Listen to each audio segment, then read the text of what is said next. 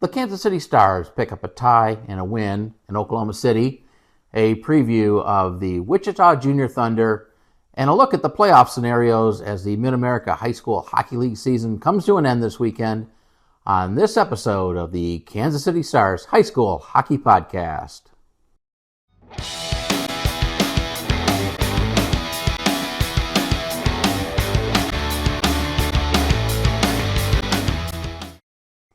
And welcome to this episode of the Kansas City Stars High School Hockey Podcast. I am your host, Rob Plamondon. Thank you for watching. As always, just some reminders. Hit that like button. Subscribe to the channel if you're not already subscribed. Turn on notifications and let me know what you think in the comments down below. Also, if you're not following the Stars on social media, links to X, Instagram, and Facebook are in the description below. Well, the Stars headed to Oklahoma City with a chance to clinch third place in the Mid-America High School Hockey League standings. All they needed to do was pick up a couple of wins over the Oklahoma City Junior Warriors, a team they had beaten twice earlier this year, and a team that was on a 12-game losing streak. Well, instead, the Stars come away with a win and a tie.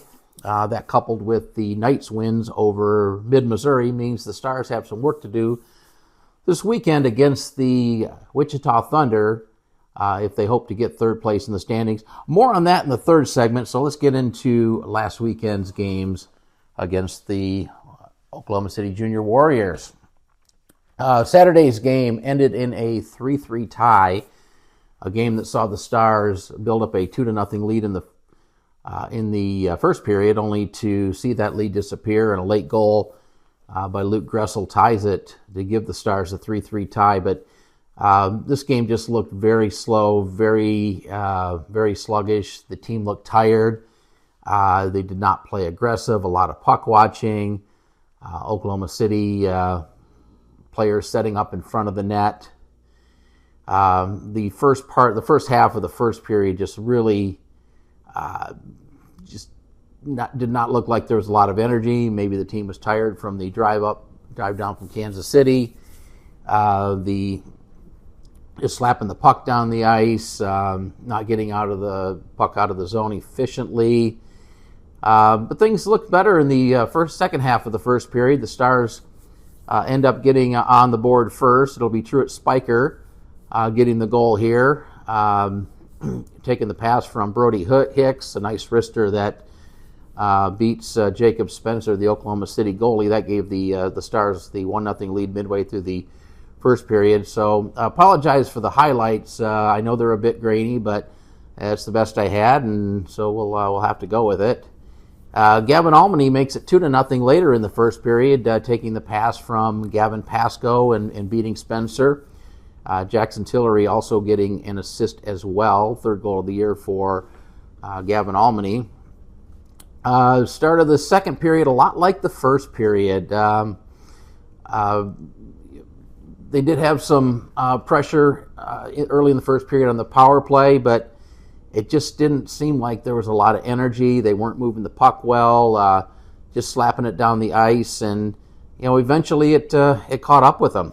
And it was a goal by Blake Myers with about 10 minutes to play in the second period. He got loose right in front of the net and took the pass from Harlan and beat Gavin Napier. That made it 2-1. Harlan and West got the assists on that one.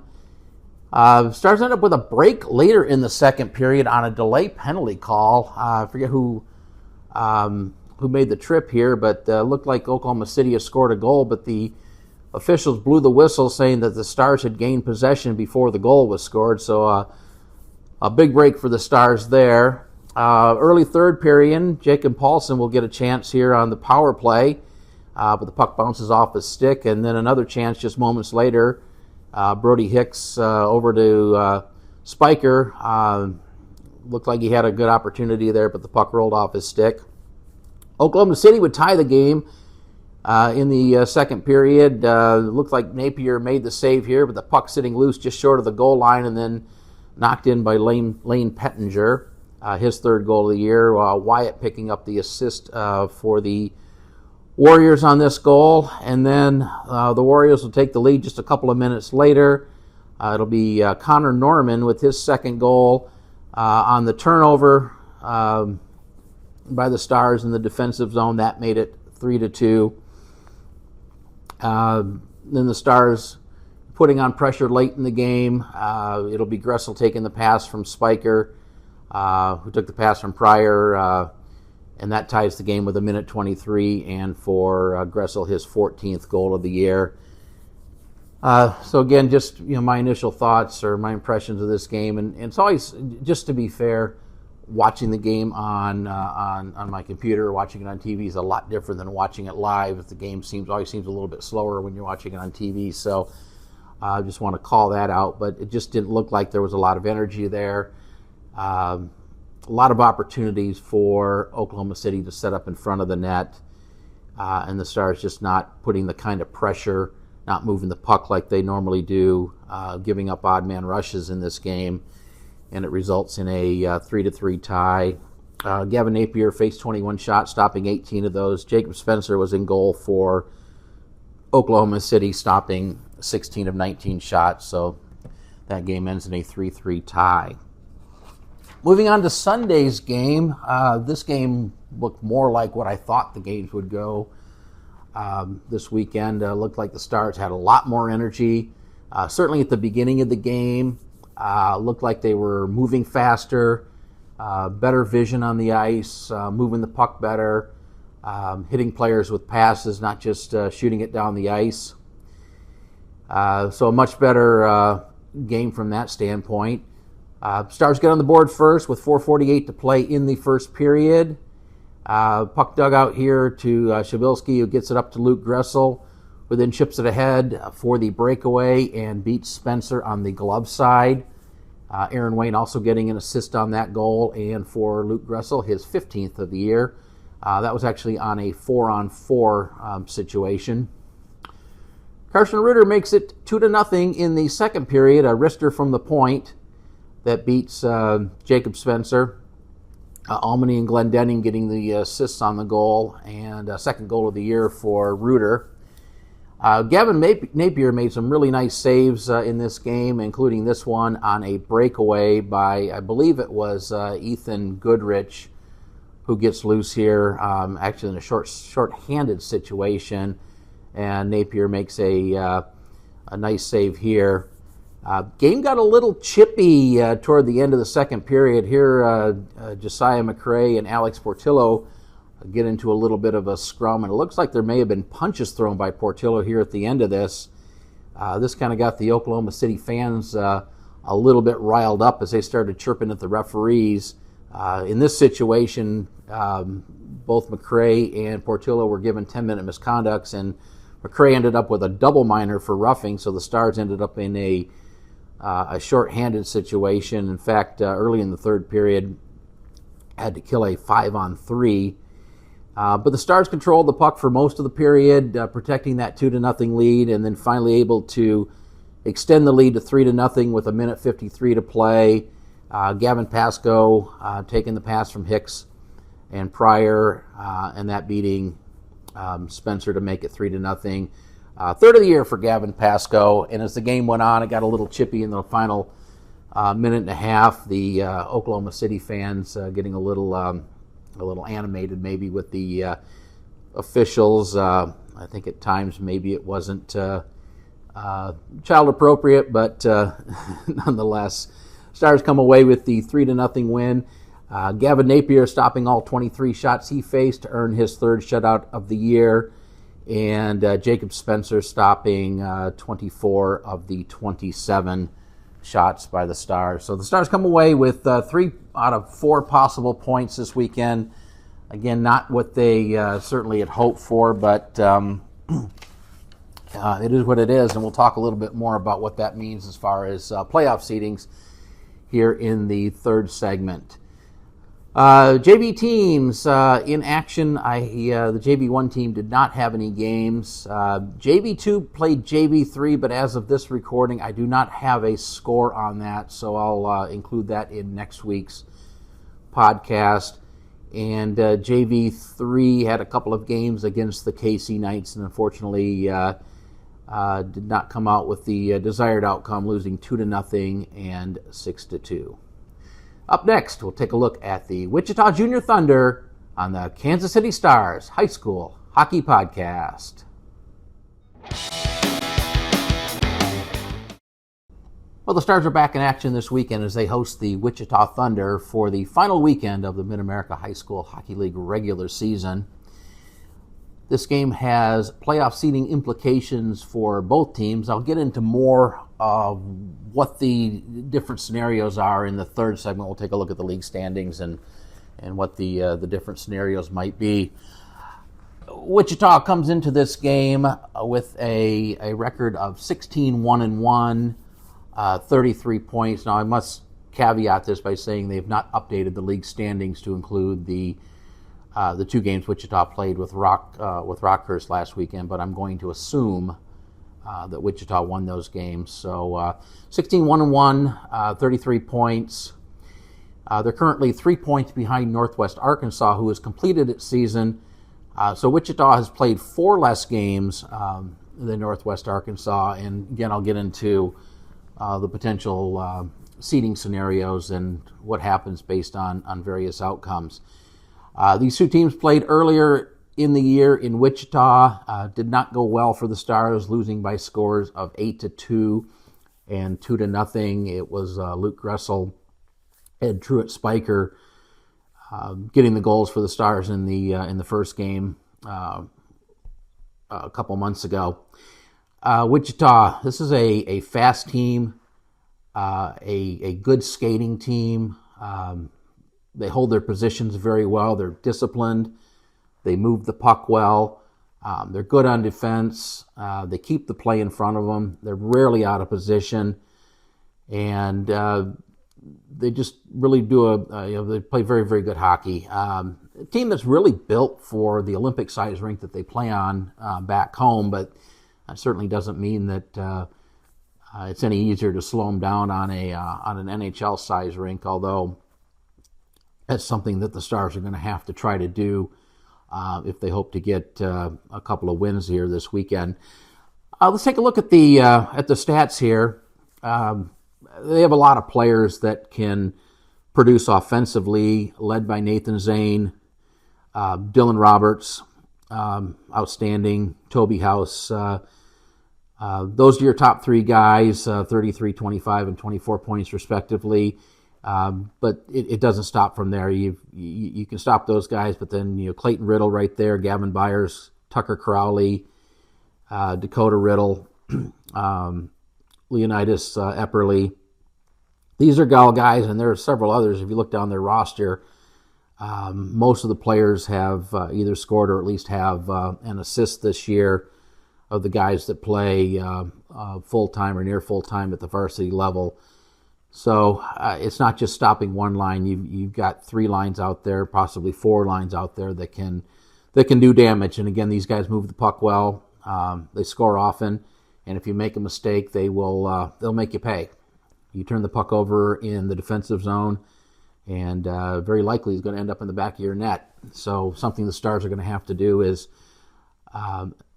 keep the play in front of them. Try to keep the odd man rushes to a minimum. Try to tie them up at the blue line, not let them get loose behind the net, not dump and chase and get the puck first. So things the Stars are going to have to do to slow down this Wichita offense. Defensively, they're just as good. Drazik Brooks in goal. He's played exclusively in goal for the team this year. 1.38 goals against average, a .930 save percentage. Those are both outstanding numbers. The one thing I will say though is he probably doesn't get a lot of action just simply because of how dominant Wichita can be on the offensive end of the ice. So if you are able to get the puck on net, you catch him in a situation where he hasn't seen a lot of action. Although from the numbers there, it looks like he stays pretty sharp throughout the game, despite maybe not getting as much action as other goaltenders would. But either way, this is a complete team, both offensively and defensively.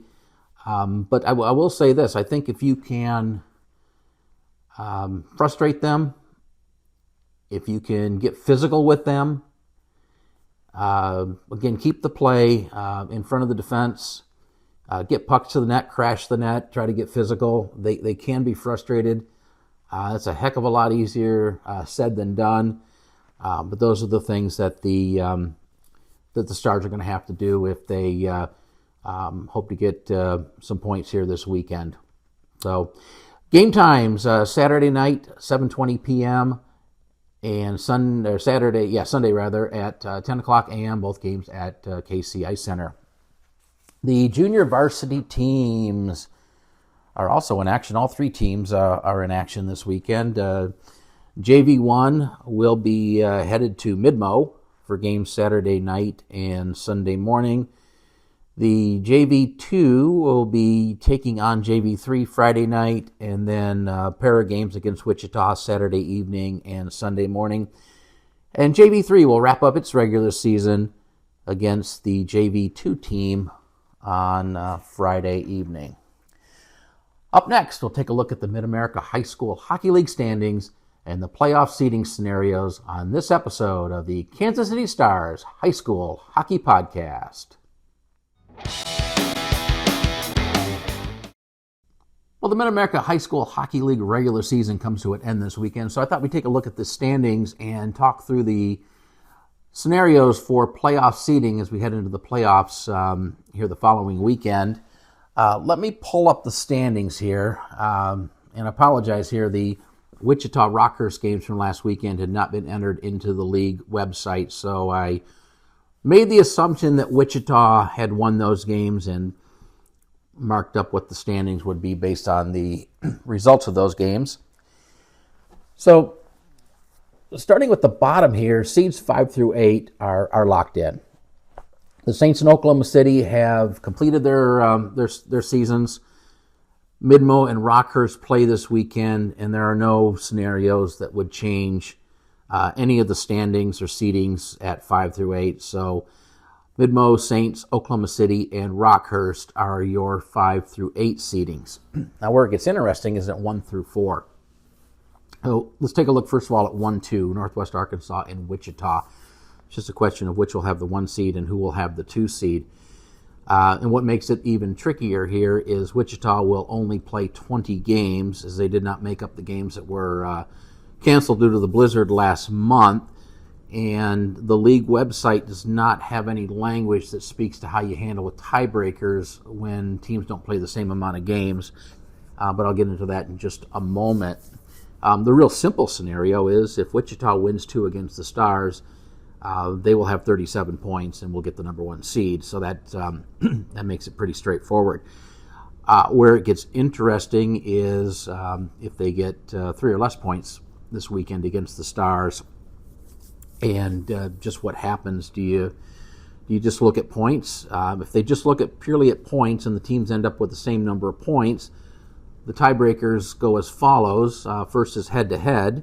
That favors Northwest Arkansas since they beat in Wichita and then tied in their other game, so they have the head-to-head tiebreaker. If that doesn't decide it, then they move to number of wins, and then the third tiebreaker, if it moves to that, would be fewest goals against, which clearly Wichita has the edge there. Now that's if the teams end up with the same number of points.